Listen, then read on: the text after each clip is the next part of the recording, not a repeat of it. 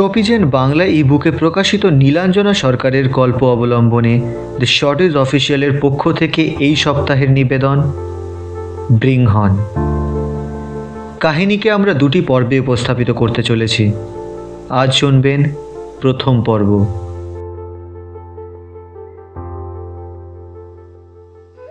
দুলি খুব যত্ন করে হাত বুলিয়ে দিচ্ছিল মনির পিঠে। মনির জন্ম হয়েছে 2 সপ্তাহ আগে। কাজিরাঙ্গায় পর্যটক সাওয়ারি করায় মনির মা মালতী, এক সুন্দর উঁচু হাতি।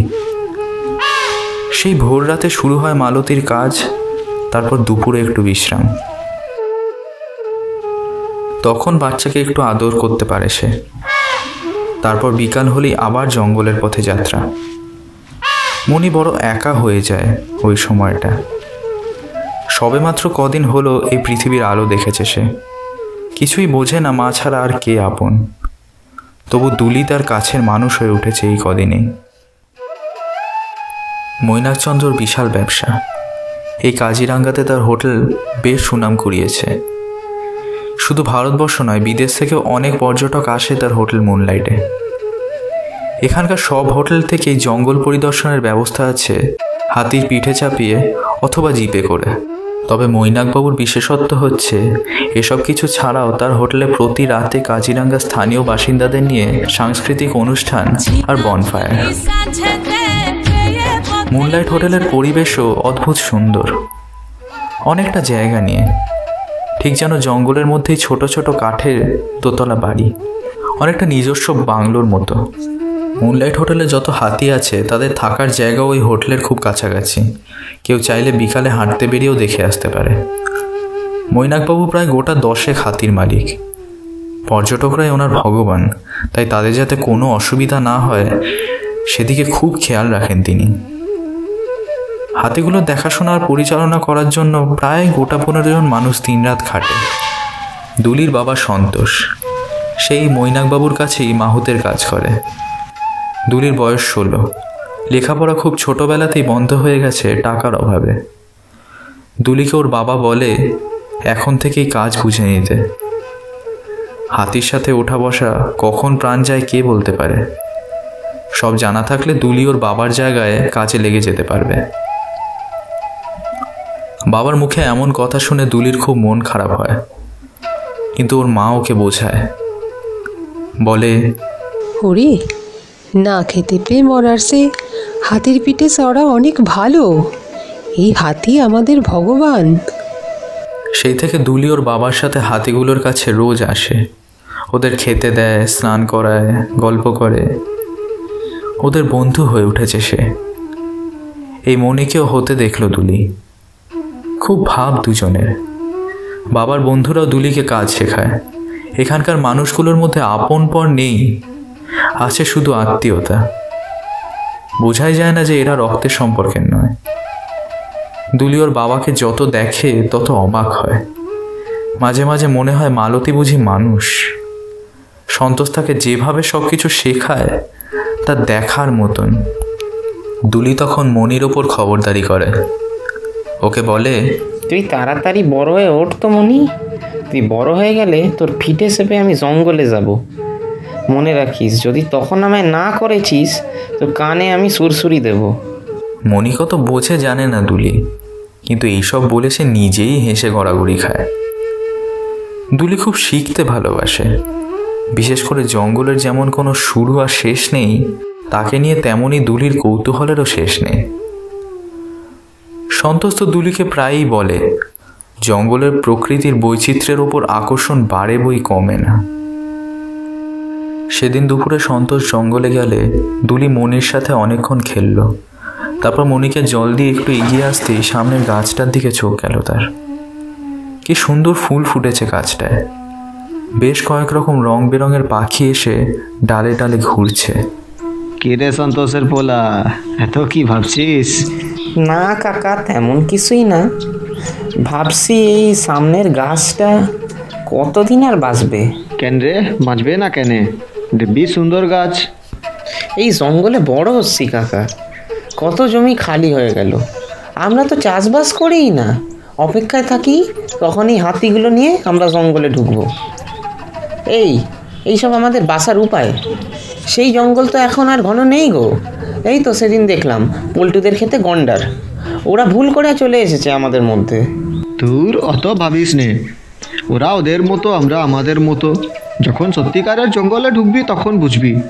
তোর বাপ, আমি সবাই তো আর ঘন জঙ্গলে ঢুকি না, একটুখানি ঘোরাই হোটেলের লোকজনগুলোকে। তবু কাকা, যদি এই হাতিগুলোর কিছু হয়, এই ভয় আর চিন্তায় মরে যাই আমি। ওরে দুলি, তুই চিনিস না এই হাতির জাতকে। সময় আসলে এরাই তোকে বাঁচাবে জঙ্গলে, আবার এরাই রেগে তোকে মারতে পারে।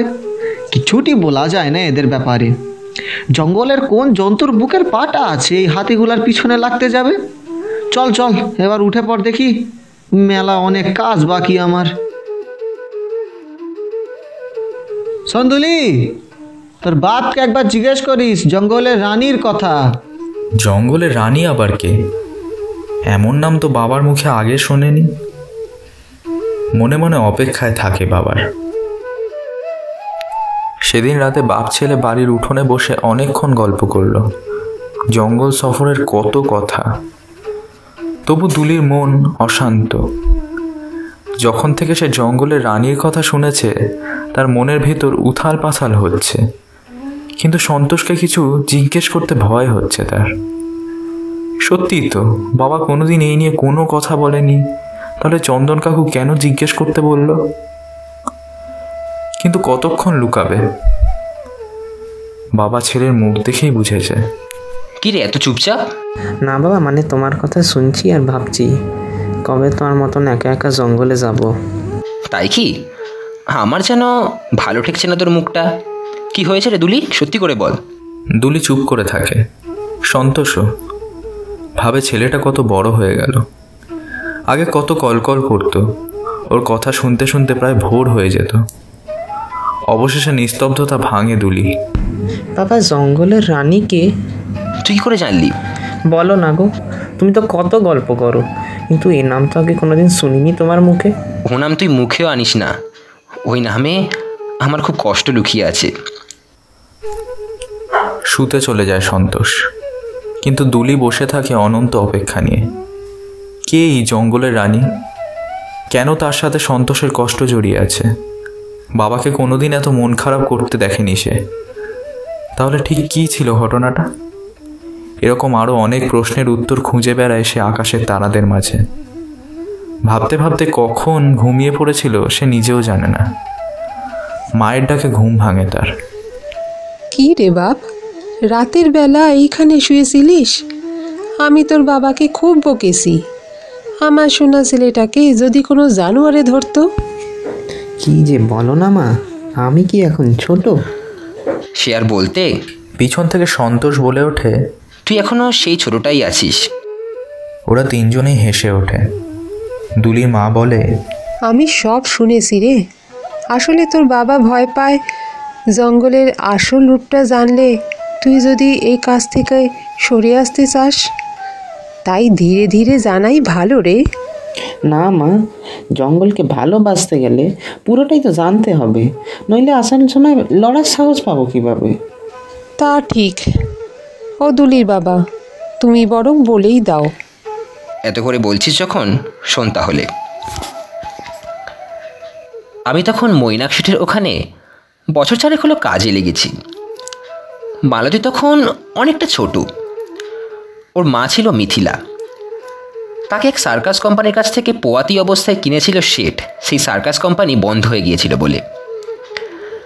মালতীর জন্মের পর মিথিলা অল্প দিনের মধ্যেই কাজের জন্য সক্ষম হয়ে ওঠে। সার্কাসের হাতি ছিল বলে তাকে জঙ্গলের জন্য তৈরি করতে এতটুকু কষ্ট হয়নি আমাদের। সে ছিল খুব বাধ্য।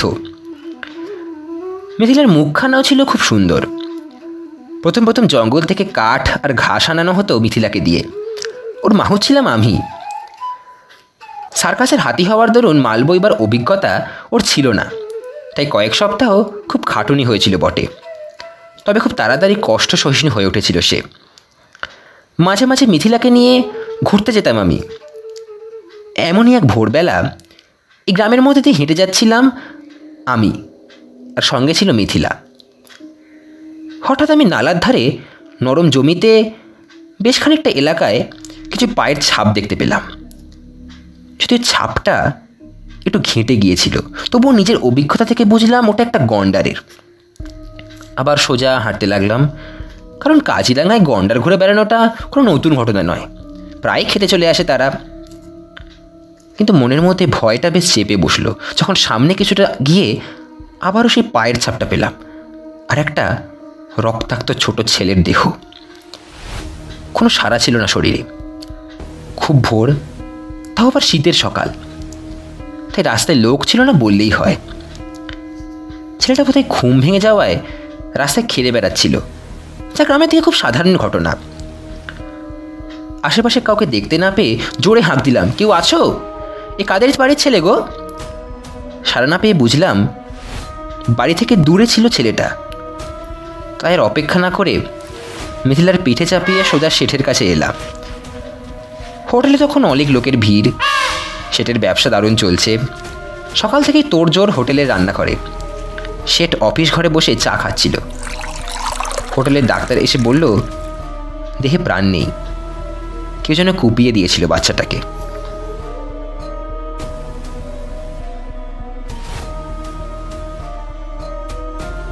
নীলাঞ্জনা সরকারের লেখা বৃংহন গল্পের প্রথম পর্ব এখানেই শেষ হচ্ছে। গল্পের পরবর্তী অংশ এবং অন্তিম পর্ব জানতে হলে দ্য শর্টিজ অফিসিয়ালের সঙ্গে থাকুন।